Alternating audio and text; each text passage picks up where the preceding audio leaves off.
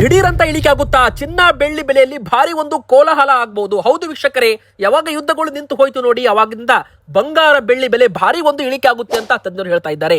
ನೋಡಿ ವೀಕ್ಷಕರೇ, ಈಗ ಬಂಗಾರ ಬೆಳ್ಳಿ ತಗೋಬೇಕಾ ಬೇಡವಾ, ಚಿನ್ನದಲ್ಲಿ ಹೂಡಿಕೆ ಮಾಡಬೇಕಾ ಬೇಡವಾ, ಆಭರಣ ತಗೋಬೇಕಾ ಬೇಡವಾ, ಎಲ್ಲಾ ಪ್ರಶ್ನೆಗೂ ಕೂಡ ಉತ್ತರ ಸಿಗಲಿದೆ. ಇನ್ನು ಬಂಗಾರ ಬೆಳ್ಳಿ ಮಾರ್ಕೆಟ್ ನೋಡಿದ್ರೆ ನೀವು ಕೂಡ ಆಶ್ಚರ್ಯವಾಗಬಹುದು. ಎದಕ್ಕಂದ್ರೆ ಹೋದ ವರ್ಷ ಈ ವರ್ಷ ಬಂಗಾರ ಬೆಳ್ಳಿ ಎಷ್ಟಿತ್ತು, ಎಷ್ಟಾಗಿದೆ ಗೊತ್ತಾ? ಇನ್ನು ಮುಂದಿನ ವರ್ಷ ಏನಾಗಬಹುದು ವೀಕ್ಷಕರೇ? ಬಂಗಾರ ಬೆಳ್ಳಿ ನಿಮ್ಮ ಮನೆಯಲ್ಲಿದ್ರೆ ಅಥವಾ ನೀವು ಖರೀದಿ ಮಾಡಲು ಪ್ಲಾನ್ ಮಾಡ್ತಾ ಇದ್ರೆ, ಖರೀದಿ ಮಾಡಿ ಮನೆಯಲ್ಲಿ ಇಟ್ಟಿದ್ರೆ ವಿಡಿಯೋನ ಪೂರ್ತಿಯಾಗಿ ನೋಡಿ. ತುಂಬಾ ದೊಡ್ಡ ಇನ್ಫಾರ್ಮೇಶನ್ ಇವತ್ತು ನಾವು ನಿಮಗೆ ಕೊಡಲಿದ್ದೇವೆ. ಸೊ ಮೊದಲಿಗೆ ವಿಡಿಯೋ ಶುರು ಮಾಡೋಕ್ಕಿಂತ ಮುಂಚೆ ನಿಮಗೂ ಕೂಡ ಆಸೆ ಇದ್ರೆ, ಬಂಗಾರ ಬೆಳ್ಳಿ ಬೆಲೆ ಇಳಿಕೆ ಆಗಲಿ ಅಂತ ಆಸೆ ಇದ್ರೆ ದಯವಿಟ್ಟು ವಿಡಿಯೋಗೆ ಒಂದು ಲೈಕ್ ಮಾಡಿ, ವಿಡಿಯೋಗೆ ಸಪೋರ್ಟ್ ಮಾಡಿ. ಹಾಗೂ ಪ್ರತಿಯೊಬ್ಬರು ಕೂಡ ನಾವು ಕೇಳೋ ಪ್ರಶ್ನೆಗೆ ಕಮೆಂಟ್ ಕೂಡ ನೀವು ಮಾಡಬಹುದು. ಅದೇನಪ್ಪಾ ಅಂದ್ರೆ, ಇನ್ನು ಒಂದೆರಡು ತಿಂಗಳಲ್ಲಿ ಬಂಗಾರದ ಬೆಲೆ ಏರಿಕೆ ಆಗುತ್ತಾ, ಇಳಿಕೆ ಆಗುತ್ತಾ, ನಿಮಗೇನು ಅನಿಸ್ತಾ ಇದೆ? ನಿಮ್ಮ ಉತ್ತರ ಒಂದು ನಮಗೆ ದಯವಿಟ್ಟು ಕಮೆಂಟ್ ಮೂಲಕ ತಿಳಿಸಿ. ನೀವು ನಮಗೆ ಕೇಳೋದಾದ್ರೆ ಬಂಗಾರದ ಬೆಲೆ ಇಳಿಕೆ ಆಗುವ ಸಾಧ್ಯತೆ ಹೆಚ್ಚಿದೆ. ಎದಕ್ಕಂದ್ರೆ ಯಾವಾಗ ಏರಿಕೆ ಆಗ್ತಾ ಇತ್ತು, ಈಗ ಇಳಿಕೆ ಆಗ್ತಾ ಇದೆಯಲ್ಲ, ಏರಿಕೆ ಪ್ರಮಾಣ ಮಂದಗತಿ ಇತ್ತು. ಅಂದ್ರೆ ಏರಿಕೆ ಪ್ರಮಾಣ ತುಂಬಾ ಸ್ಲೋ ಇತ್ತು. ದಿನಕ್ಕೆ 1,000, 2,000 ಈ ತರ ಏರಿಕೆ ಆಗ್ತಾ ಇತ್ತು. ಇಳಿಕೆ ಆಗುವಾಗ 4,000, 5,000 ಇಳಿಕೆ ಆಗಿದೆ. ವೀಕ್ಷಕರೇ, ನಾವು ನಿಮಗೆ ವಿತ್ ಚಾರ್ಟ್ ಕೂಡ ತೋರಿಸ್ತೇವೆ. ಮೊದಲಿಗೆ ಬೆಳ್ಳಿಯಿಂದ ಶುರು ಮಾಡ್ತೀವಿ. ನೋಡಿ, ಬೆಳ್ಳಿ ಬೆಲೆ ಯಾವಾಗ ಇಳಿಕೆ ಆಗುತ್ತೆ ಅವಾಗ ಬಂಗಾರದ ಬೆಲೆ ಕೂಡ ಇಳಿಕೆ ಆಗುತ್ತೆ. ನಾವು ಮೊನ್ನೆ ತಾನೇ ಹೇಳಿದ್ವಿ, ಬಂಗಾರ ಬೆಳ್ಳಿ ಬೆಲೆ ಇಳಿಕೆ ಆಗುತ್ತೆ ಯಾವಾಗ ಅಮೆರಿಕ ಅಧ್ಯಕ್ಷರು ಸಹಿ ಹಾಕ್ತಾರೆ. 19ನೇ ತಾರೀಕಿಗೆ ಅವರು ಸಹಿ ಹಾಕಿದ್ರು. 20ನೇ ತಾರೀಕಿಗೆ ಬಂಗಾರ ಬೆಳ್ಳಿ ಮಾರ್ಕೆಟ್ ಕ್ರ್ಯಾಶ್, ಅಂದ್ರೆ ದೊಡ್ಡ ಮಟ್ಟದಲ್ಲಿ ಕುಸಿತ. ಯಾವಾಗ ಜಾಗತಿಕ ಮಟ್ಟದಲ್ಲಿ ಅಸ್ಥಿರತೆ ಕಡಿಮೆ ಆಗುತ್ತೆ, ಅಂದ್ರೆ ನೋಡಿ, ಉದಾಹರಣೆಗೆ ಹೇಳ್ಬೇಕಂದ್ರೆ ರಷ್ಯಾ ಉಕ್ರೇನ್ ಯುದ್ಧ ಪ್ರಾರಂಭವಾಯ್ತಲ್ಲ, ಅವಾಗ ಬಂಗಾರ ಬೆಲೆ 70,000 ರೂಪಾಯಿ ಇತ್ತು, 1,00,000 ರೂಪಾಯಿ ದಾಟಿಬಿಡ್ತು ಯಾವಾಗ ಯುದ್ಧಗಳು ಪ್ರಾರಂಭವಾದಾಗ. ಇನ್ನು ಎರಡನೇದಾಗಿ ಯುದ್ಧಗಳು ನಿಂತು ಹೋಗುತ್ತೆ ಅಂತ ಹೇಳಿದಾಗ ಬಂಗಾರ ಬೆಳ್ಳಿ ಬೆಲೆ ಇಳಿಕೆ ಆಯಿತು. ಕಾರಣ ಏನು? ಹೂಡಿಕೆದಾರರು ಹೂಡಿಕೆ ಮಾಡುವ ಮನಸ್ಥಿತಿಯನ್ನ ಬದಲಾವಣೆ ಮಾಡ್ಕೋತಾರೆ. ಅಂದ್ರೆ ಹೂಡಿಕೆದಾರರು ಯಾವಾಗ ಅದರಲ್ಲಿ ರಿಸ್ಕ್ ಇರುತ್ತೆ ಅಂತ ಗೊತ್ತಾಗುತ್ತೆ ನೋಡಿ, ಅದನ್ನ ಮಾರಾಟ ಮಾಡ್ತಾರೆ. ಅಂದ್ರೆ ನೋಡಿ, ಉದಾಹರಣೆಗೆ ಹೇಳ್ಬೇಕಂದ್ರೆ ಇವತ್ತು 1,00,000 ರೂಪಾಯಿದ್ದು ಬೆಳ್ಳಿ 3,00,000 ರೂಪಾಯಿಗೆ ಮಾರಾಟ ನೀವು ಮಾಡ್ತಿರ್ಬಹುದು. ಯಾವಾಗ ನಾಳೆ ಬೆಲೆ ಇಳಿಕೆ ಆಗ್ಬಿಡುತ್ತೆ ಅಂತ ನಿಮಗೆ ಒಂದು ಗಾಬರಿತನ ಬಂದ್ಬಿಡುತ್ತೆ, ಪ್ಯಾನಿಕ್ ಆಗ್ಬಿಡ್ತಾರೆ ನೋಡಿ, ಅವಾಗ 2,50,000 ರೂಪಾಯಿಗೆ ಕೇಳಿದ್ರು ಕೂಡ ನೀವು ಕೊಟ್ಬಿಡ್ತೀರಾ. ಯಾಕಂದ್ರೆ ಬೆಲೆ ಇಳಿಕೆ ಆಗ್ಬಿಡುತ್ತೆ ಅಂತ ನಿಮಗೆ ಒಂದು ಭಯ ಇರುತ್ತೆ. ಸೊ ಪ್ಯಾನಿಕ್ ಸೆಲ್ಲಿಂಗ್ ಆಗುತ್ತೆ. ಈ ತರ ಬೆಳ್ಳಿಯಲ್ಲಿ ಈಗ ಆಗ್ತಾ ಇದೆ ವೀಕ್ಷಕರೇ. ಅಮೆರಿಕ ಮತ್ತು ಇರಾನ್ ನಡುವಿನ ಯುದ್ಧಕ್ಕೆ ಅಂತಿಮ ಹಾಡೋದಕ್ಕೆ, ಶಾಂತಿ ಒಪ್ಪಂದಕ್ಕೆ ಸಹಿ ಹಾಕಿದ್ರಲ್ಲ ಅಧ್ಯಕ್ಷ ಟ್ರಂಪ್, ಅವಾಗ ಬೆಳ್ಳಿ ಬೆಲೆಯಲ್ಲಿ ದೊಡ್ಡ ಮಟ್ಟದ ಕುಸಿತವಾಗಿದೆ. ಅಂದ್ರೆ ಪ್ಯಾನಿಕ್ ಸೆಲ್ಲಿಂಗ್ ಆಯ್ತು. ದೊಡ್ಡ ಮಟ್ಟ ಅಂದ್ರೆ 22,000 ರೂಪಾಯಿಯಷ್ಟು ಕುಸಿತ ಕಂಡಿದೆ 2 ದಿನದಲ್ಲಿ. ಹತ್ತತ್ರ 30,000 ರೂಪಾಯಿಯಷ್ಟು ಕೂಡ ಇಳಿಕೆಯಾಗಿ ಮತ್ತೆ ಮೇಲ್ ಹೋಗಿದೆ. ನೋಡಿ, ಬೆಳ್ಳಿ ಬೆಲೆ ಹೋದ ವರ್ಷ ಈ ವರ್ಷ ನಾವು ಕಂಪೇರ್ ಮಾಡಿದ್ರೆ, ಹೋದ ವರ್ಷ ಈ ಸಮಯದಲ್ಲಿ ಜೂನ್ ಕೊನೆ ಹಂತದಲ್ಲಿ ಬೆಳ್ಳಿ ಬೆಲೆ 1 kgಗೆ 1,00,000 ರೂಪಾಯಿ ಇತ್ತು. ನೋಡಿ, ಇವತ್ತು 1 ಲಕ್ಷ ಅಲ್ಲ, 2 ಲಕ್ಷ ಅಲ್ಲ, 2.5 ಲಕ್ಷ ರೂಪಾಯಿ ಆಗಿದೆ. 1,00,000 ರೂಪಾಯಿ ಹೂಡಿಕೆ ಮಾಡಿದವ್ರಿಗೆ 1.5 ಲಕ್ಷ ರೂಪಾಯಿ ಲಾಭ ಕೊಟ್ಟಿದೆ. ಅಂದ್ರೆ ನೋಡಿ, 150% ಲಾಭ ಬೆಳ್ಳಿ ಹೋದ ವರ್ಷ ಈ ವರ್ಷಕ್ಕೆ ಕೊಟ್ಟಿದೆ. ಮತ್ತೆ ಅದೇ ನಾವು ಬಂಗಾರಕ್ಕೆ ಕಂಪೇರ್ ಮಾಡಿದ್ರೆ ಎಷ್ಟು ಕೊಟ್ಟಿದೆ ಅದನ್ನು ಕೂಡ ಮುಂದೆ ತೋರಿಸ್ತೀವಿ. ಸೊ ವಿಡಿಯೋನ ಪೂರ್ತಿಯಾಗಿ ನೋಡಿ. ನಮಗೆ ಏನು ಅರ್ಥ ಆಗ್ತಾ ಇದೆ ಇದರಲ್ಲಿ, ಬಂಗಾರ ಮತ್ತು ಬೆಳ್ಳಿ ಎರಡು ಮಾರ್ಕೆಟ್ ಇದೆಯಲ್ಲ, ಇದರಲ್ಲಿ ಬೆಳ್ಳಿ ಓವರ್ ವ್ಯಾಲ್ಯೂಡ್ ಆಗಿದೆ. ನೋಡಿ, 150% ಮೇಲ್ ಹೋಗಿದೆ. ಇದು ಮೊನ್ನೆ 300% ತನಕ ಹೋಗಿತ್ತು. ಜನವರಿ ತಿಂಗಳಲ್ಲಿ 3-4 ಲಕ್ಷ ರೂಪಾಯಿ ತನಕ ಬೆಳ್ಳಿ ಬೆಲೆ ಹೋಗಿ ದಿಢೀರ್ ಅಂತ 50% ಇಳಿಕೆ, ಅಂದ್ರೆ ದೊಡ್ಡ ಮಟ್ಟದ ಕುಸಿತ ಆಗಿತ್ತು, ಮಹಾಪತನವೇ ಆಗೋಗಿತ್ತು. ಬೆಳ್ಳಿಯಲ್ಲಿ ಹೂಡಿಕೆ ಮಾಡಿದವರಿಗೆ ದೊಡ್ಡ ಮಟ್ಟದಲ್ಲಿ ಲಾಸ್ ಕೂಡ ಆಗಿತ್ತು. ಯಾರೆಲ್ಲ 3.5 ಲಕ್ಷ 4 ಲಕ್ಷ ರೂಪಾಯಿಗೆ ಬೆಳ್ಳಿ ಖರೀದಿ ಮಾಡಿದ್ರು ಅವರಿಗೆ 1.5-2 ಲಕ್ಷ ರೂಪಾಯಿ ಲಾಸ್, ಈಗ ನಷ್ಟ ಅಂತಾನೆ ಹೇಳ್ಬೋದು. ಸೊ ಇದರಲ್ಲಿ ಲಾಭನೂ ಇರುತ್ತೆ, ನಷ್ಟನೂ ಇರುತ್ತೆ. ನೋಡಿ, ಈಗ ಬೆಳ್ಳಿ ಸದ್ಯಕ್ಕೆ 2.5 ಲಕ್ಷ, 2,40,000, 2,30,000 ಈ 3 ರೇಂಜ್ ಬೌಂಡ್ ಅಲ್ಲಿ ಮೂವ್ಮೆಂಟ್ ಅಲ್ಲಿ ಸಿಕ್ಕಾಕಿಕೊಂಡಿದೆ. ಯಾವಾಗ ಬೆಳ್ಳಿ ಮತ್ತೆ 3 ಲಕ್ಷ ರೂಪಾಯಿ ದಾಟುತ್ತೆ ನೋಡಿ, ಅವಾಗ ಮತ್ತೆ ಬೆಲೆ ಏರಿಕೆ ಆಗುತ್ತೆ. ಈಗ ನೋಡಿ, ಶಾಂತಿ ಒಪ್ಪಂದಕ್ಕೆ ಸಹಿ ಹಾಕಿರೋ ಕಾರಣ ಬೆಳ್ಳಿ ಮತ್ತು ಬಂಗಾರ ಎರಡೂ ಕೂಡ ಇಳಿಕೆ ಆಗಿದೆ. ಹೋದ ತಿಂಗಳು 2,60,000, 2,70,000 ರೂಪಾಯಿ ಇತ್ತು ಬೆಳ್ಳಿ ಮಲ್ಟಿ ಕಾಮೊಡಿಟಿ ಎಕ್ಸ್ಚೇಂಜ್ ಅಲ್ಲಿ. ಆದ್ರೆ ಈಗ ಬೆಳ್ಳಿ ಬೆಲೆ 2,40,000, 2,45,000 ರೂಪಾಯಿ ಹತ್ರ ಟ್ರೇಡ್ ಆಗ್ತಾ ಇದೆ. ಅಂದ್ರೆ ಇದರ ಅರ್ಥ, ಯಾವಾಗ ಡಾಲರ್ ಬಲವಾಗುತ್ತೆ, ಯಾವಾಗ ಯುದ್ಧಗಳು ನಿಂತು ಹೋಗುತ್ತೆ, ಯಾವಾಗ ಜಾಗತಿಕ ಮಟ್ಟದಲ್ಲಿ ಅಸ್ಥಿರತೆ ಕಡಿಮೆ ಆಗುತ್ತೆ, ಅವಾಗ ಬಂಗಾರ ಬೆಳ್ಳಿ ಬೆಲೆ ಇಳಿಕೆ ಆಗುತ್ತೆ ಅಂತ ಅರ್ಥ. ಅಂದ್ರೆ ಈಗ ಮಾರ್ಕೆಟ್ ಅಲ್ಲಿ ಸದ್ಯಕ್ಕೆ ಬೆಳ್ಳಿ 1 kgಗೆ 2,50,000 ರೂಪಾಯಿಗೆ ಮಾರಾಟ ಮಾಡ್ತಾ ಇದ್ದಾರೆ.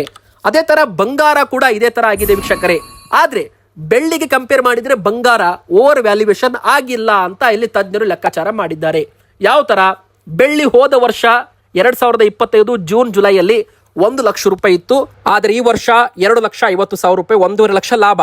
ಅದೇ ಬಂಗಾರ ಹೋದ ವರ್ಷ ಈ ಸಮಯದಲ್ಲಿ 1,00,000 ರೂಪಾಯಿನೇ ಇತ್ತು. ಅಂದ್ರೆ ಬೆಳ್ಳಿ ಬಂಗಾರ ಎರಡೂ ಕೂಡ 1,00,000 ರೂಪಾಯಿನೇ ಇತ್ತು.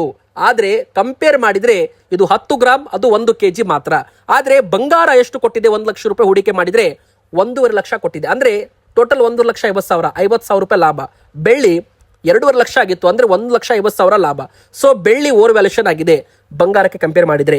ಈಗ ಬಂಗಾರದ ಬೆಲೆ ಒಂದು 10-15 ಸಾವಿರ ರೂಪಾಯಿ ಇಳಿಕೆ ಆದ್ರೂ ಕೂಡ ಒಂದು ಚಾನ್ಸ್ ಅಂತ ತಿಳ್ಕೊಳ್ಳಿ. ಅಂದ್ರೆ ಯಾವಾಗ ಬಂಗಾರ ಬೆಲೆ ಇಳಿಕೆ ಆಗುತ್ತೆ, ಒಂದು ನಿಮಗೆ ಡಿಸ್ಕೌಂಟ್ ಬೆಲೆಗೆ ಸಿಗ್ತಾ ಇದೆ ಅಂತ ತಿಳ್ಕೊಳ್ಳಿ. ಉದಾಹರಣೆಗೆ 10 ರೂಪಾಯಿದು ಬಿಸ್ಕೆಟು ನಿಮಗೆ 8 ರೂಪಾಯಿಗೆ 7 ರೂಪಾಯಿಗೆ ಸಿಗ್ತಾ ಇದೆ ಅಂದ್ರೆ ಅದು ನೀವು ತಗೋಬೇಕು, ಅದನ್ನ ನೀವು ಮಾರಾಟ ಮಾಡಬಾರ್ದು. ಅಂದ್ರೆ ನೋಡಿ ವೀಕ್ಷಕರೇ, ಇವತ್ತು ನೀವು 10 ರೂಪಾಯಿಗೆ ಹೂಡಿಕೆ ಮಾಡಿರ್ತೀರಾ, ನಾಳೆ ಅದ್ರದ್ದು ಬೆಲೆ 7 ರೂಪಾಯಿ ಆಗ್ಬಿಡುತ್ತೆ ಅಂತ ನೀವು ಗಾಬರಿ ಆಗಬಾರ್ದು. ನೀವು ಮತ್ತೆ ಅದರಲ್ಲಿ ಹೂಡಿಕೆ ಮಾಡೋದ್ರ ಮೂಲಕ ಅದನ್ನ ಎವರೇಜಿಂಗ್ ಮಾಡಬೇಕು. ಅಂದ್ರೆ ಯಾವಾಗ ಬೆಲೆ ಇಳಿಕೆ ಆಗುತ್ತೆ ಅವಾಗ ಸ್ವಲ್ಪ ಖರೀದಿ ಮಾಡಿ ಬಂಗಾರದಲ್ಲಿ ನೀವು ಹೂಡಿಕೆ ಮಾಡಬಹುದು. ಎದಕ್ಕಂದ್ರೆ ಮುಂದಿನ 2-3 ವರ್ಷದಲ್ಲಿ ಬಂಗಾರ ಮತ್ತಷ್ಟು ಏರಿಕೆ ಆಗುವ ಚಾನ್ಸ್ ಕೂಡ ಇದೆ. ನೋಡಿ ಸದ್ಯಕ್ಕೆ ಎಲ್ಲ ಕೂಡ ಕ್ಲಿಯರ್ ಆಗ್ತಾ ಇದೆ, ಯುದ್ಧಗಳು ಕಡಿಮೆ ಆಗ್ತಾ ಇದಾವೆ. ಸೊ ಮುಂದಿನ ಬರೋ ದಿನಗಳಲ್ಲಿ ಬಂಗಾರ ಬೆಳ್ಳಿ ಬೆಲೆಯಲ್ಲಿ ಭಾರಿ ಒಂದು ಏರಿಕೆನೂ ಆಗ್ಬೋದು, ಇಳಿಕೆನೂ ಆಗ್ಬೋದು. ಜಾಗತಿಕ ಮಾರ್ಕೆಟ್ ಒಂದು ವಾರದಲ್ಲಿ ಗೊತ್ತಾಗುತ್ತೆ, ಅಥವಾ ಒಂದು 15-20 ದಿನದಲ್ಲಿ ಏನಾಗ್ಬೋದು ಅಂತ ಗೊತ್ತಾಗುತ್ತೆ. ಸದ್ಯಕ್ಕೆ ಯಾರೆಲ್ಲ ಖರೀದಿ ಮಾಡಬೇಕು ಅಂತ ಪ್ಲಾನ್ ಮಾಡಿದ್ದೀರಾ ಅವರು ಸ್ವಲ್ಪ ವೇಟ್ ಮಾಡಿ. ವೇಟ್ ಅಂಡ್ ವಾಚ್ ಅಂತ ಇದಕ್ಕೆ ಕರೀತಾರೆ. ಮಾರ್ಕೆಟ್ ಅನ್ನ ಅಬ್ಸರ್ವ್ ಮಾಡಿ. ನೋಡಿ ಯಾವಾಗ ಪ್ಯಾನಿಕ್ ಸೆಲ್ಲಿಂಗ್ ಆಗುತ್ತೆ, ಯಾವಾಗ ಹೆಚ್ಚು ಬಂಗಾರ ಮಾರಾಟವಾಗುತ್ತೆ ಅವಾಗ ಬೆಲೆ ಇಳಿಕೆ ಆಗುತ್ತೆ ವೀಕ್ಷಕರೇ. ಯಾವಾಗ ಹೆಚ್ಚು ಖರೀದಿ ಆಗುತ್ತೆ ಅವಾಗ ಬೆಲೆ ಏರಿಕೆ ಆಗುತ್ತೆ. ನೋಡಿ ನರೇಂದ್ರ ಮೋದಿಜಿಯವರು ಒಂದು ಹೇಳಿಕೆ ಕೊಟ್ಟರು, 1 ವರ್ಷಗಳ ಕಾಲ ಬಂಗಾರ ಖರೀದಿ ಮಾಡಬೇಡಿ ಅಂತ. ಅದರ ಬೆನ್ನಲ್ಲೇ 100 ಟನ್ ಇಂಪೋರ್ಟ್ ಆಗ್ತಾ ಇತ್ತು ಬಂಗಾರ ಭಾರತಕ್ಕೆ.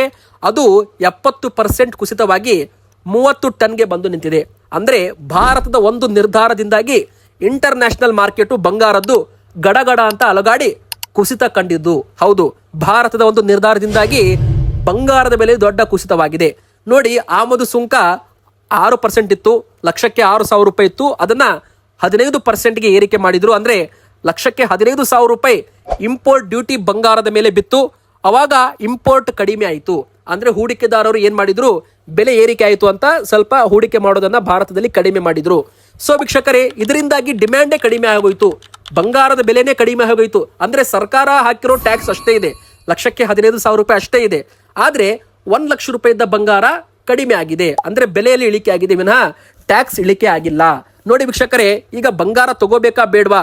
ನೋಡಿ ಮುಂದಿನ ಬರೋ ದಿನ ಯುದ್ಧಗಳು ನಿಂತು ಹೋಗುತ್ತೆ, ರೂಪಾಯಿ ಮೌಲ್ಯ ಮತ್ತೆ ಚೇತರಿಕೆ ಆಗುತ್ತೆ, ಡಾಲರ್ ಎದುರು ರೂಪಾಯಿ ಮತ್ತೆ ಬಲವಾದ್ರೆ ಮತ್ತೆ ಈ ಸರ್ಕಾರ, ಕೇಂದ್ರ ಸರ್ಕಾರ ಆಮದು ಸುಂಕ 15% ಇದ್ದ ಟ್ಯಾಕ್ಸ್ ಅನ್ನ ಮತ್ತೆ 6%ಗೆ ಇಳಿಕೆ ಮಾಡಿದ್ರೆ ಬಂಗಾರ ಅವತ್ತು ಕೂಡ 10,000-12,000 ರೂಪಾಯಿ, ಬೆಳ್ಳಿ ಮತ್ತೆ 20,000-22,000 ರೂಪಾಯಿ ಕುಸಿತವಾಗುತ್ತೆ. ಸೊ ವೀಕ್ಷಕರೇ, ಮುಂದಿನ ಬರೋ ದಿನ ಬಂಗಾರ ಬೆಳ್ಳಿಯಲ್ಲಿ ಹೂಡಿಕೆ ಮಾಡೋರು ಸ್ವಲ್ಪ ಎಚ್ಚರವಾಗಿರ್ಬೇಕಾಗುತ್ತೆ. ಹಾಗಾದ್ರೆ ಈಗ ತಗೋಬೇಕಾ ಬೇಡವಾ? ನಿಮ್ಮ ಪ್ರಶ್ನೆಗೆ ಉತ್ತರ, ಯಾವಾಗ ಬೆಲೆ ಇಳಿಕೆ ಆಗುತ್ತೆ ಅವಾಗ ನೀವು ತಗೋಬಹುದು. ಆದ್ರೆ ಕೇಂದ್ರ ಸರ್ಕಾರದಿಂದ ಸದ್ಯಕ್ಕೆ 1 ವರ್ಷಗಳ ಕಾಲ ಬಂಗಾರದಲ್ಲಿ ಹೂಡಿಕೆ ಮಾಡಬೇಡಿ ಅಂತ ಒಂದು ಸಲಹೆ ಕೂಡ ಬಂದಿದೆ ವೀಕ್ಷಕರೇ. ಇನ್ನು ಎರಡನೇದಾಗಿ ಹೇಳ್ಬೇಕಂದ್ರೆ ಇವತ್ತಿನ ಬಂಗಾರದ ಬೆಲೆ ಎಷ್ಟಾಗಿದೆ? 10 ಗ್ರಾಮ್ 24 ಕ್ಯಾರೆಟ್ ಚಿನ್ನದ ಬೆಲೆ 1,50,000 ರೂಪಾಯಿ ಆಸುಪಾಸಲ್ಲಿ ಟ್ರೇಡ್ ಆಗ್ತಾ ಇದೆ. ನೋಡಿ ಕೆಲವೊಮ್ಮೆ 1,48,000 ರೂಪಾಯಿ ಆಗ್ತಾ ಇದೆ, ಕೆಲವೊಮ್ಮೆ 1,52,000 ರೂಪಾಯಿ ಹೋಗ್ತಾ ಇದೆ.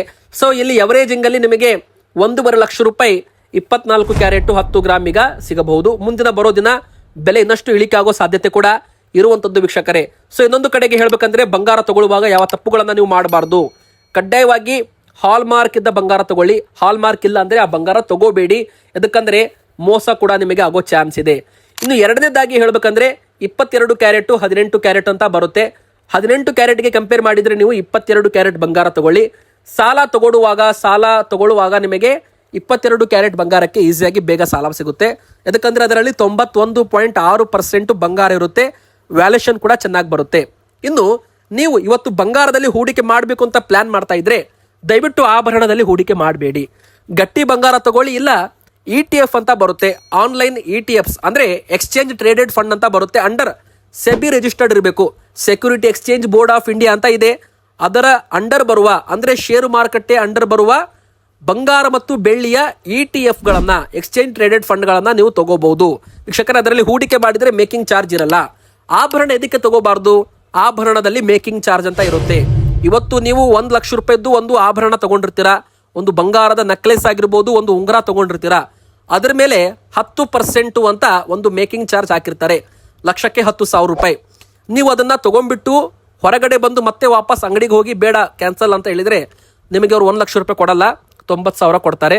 10% ಮೇಕಿಂಗ್ ಚಾರ್ಜ್ ಹಣ ಅದು ವಾಪಸ್ ಬರಲ್ಲ. ಎದಕ್ಕಂದ್ರೆ ಅದು ಮೇಕಿಂಗ್ ಚಾರ್ಜ್, ಎದಕ್ಕಂದ್ರೆ ಅದು ರೆಡಿ ಮಾಡೋದಕ್ಕೆ ಚಾರ್ಜ್ ಅನ್ನ ತಗೊಂಡಿರ್ತಾರೆ. ಮತ್ತೆ ನೀವು ಅದನ್ನ ಮಾರಾಟ ಮಾಡ್ತೀರಪ್ಪ ಅಂದ್ರೆ ಅದು ನಿಮಗೆ ಹಣ ವಾಪಸ್ ಬರಲ್ಲ. ಸೊ ವೀಕ್ಷಕರೇ, ನಿಮಗೆ ಹಣ ಬರೋದು 90,000 ರೂಪಾಯಿ, 10,000 ರೂಪಾಯಿ ನಷ್ಟ ಯಾವಾಗ ಆಭರಣ ತಗೊಂಡ್ರೆ. ಅದೇ ನೀವೇನಾದ್ರೂ ETF ಗಳಲ್ಲಿ ತಗೊಂಡ್ರೆ ಕೇವಲ 3% ಟ್ಯಾಕ್ಸ್ ಮಾತ್ರ GST ಇರುತ್ತೆ. ಆಭರಣದಲ್ಲಿ 10% ಮೇಕಿಂಗ್ ಚಾರ್ಜು, ವೇಸ್ಟೇಜ್ 2%, 3%, ಇನ್ನು GST 3%. ಸೊ ಇದೆಲ್ಲ ಕುಡಿದ್ರೆ ನಿಮಗೆ 15-16% ಲಾಸ್ ಅಂತಾನೆ ಹೇಳ್ಬೋದು. 15% ಅಂದ್ರೆ ಲಕ್ಷಕ್ಕೆ 15,000 ರೂಪಾಯಿ ಅಂತ ಅರ್ಥ.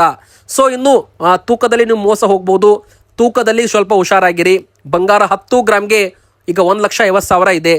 1 ಗ್ರಾಮ್ಗೆ 15,000 ರೂಪಾಯಿ. 1 ಗ್ರಾಮ್ ಕೂಡ ಮೋಸ ಹೋದರೆ ನಿಮಗೆ 15,000 ರೂಪಾಯಿ ಮೋಸ ಅಂತಾನೆ ತಿಳ್ಕೊಳ್ಳಿ. ಸೊ ವೀಕ್ಷಕರೇ, ಹೂಡಿಕೆ ಮಾಡೋರು ಸ್ವಲ್ಪ ಹುಷಾರಾಗಿ ಹೂಡಿಕೆ ಮಾಡಿ. ಆನ್ಲೈನಲ್ಲಿ ಬೇಕಂದ್ರೆ ನೀವು ETF ತಗೋಬಹುದು. ETF ಬಗ್ಗೆ ನಿಮಗೆ ವಿಡಿಯೋ ಬೇಕು, ಯಾವ ಥರ ಖರೀದಿ ಮಾಡಬೇಕು ಅಂತ ಗೊತ್ತಿಲ್ಲ ಅಂದರೆ ETF ಅಂತ ಕಮೆಂಟ್ ಮಾಡಿ, ಸಪ್ರೇಟ್ ಆಗಿ ಒಂದು ವಿಡಿಯೋ ಕೂಡ ನಿಮಗೆ ಮಾಡಿಕೊಡ್ತೇವೆ. ಸೊ ನೀವು ಅದನ್ನು ನೋಡಿಬಿಟ್ಟು ಯಾವ ಥರ ಹೂಡಿಕೆ ಮಾಡ್ಬೋದು, ಅದರಲ್ಲಿ ಯಾವ ಥರ ಇರುತ್ತೆ ಎಲ್ಲ ನಿಮಗೆ ಗೊತ್ತಾಗುತ್ತೆ.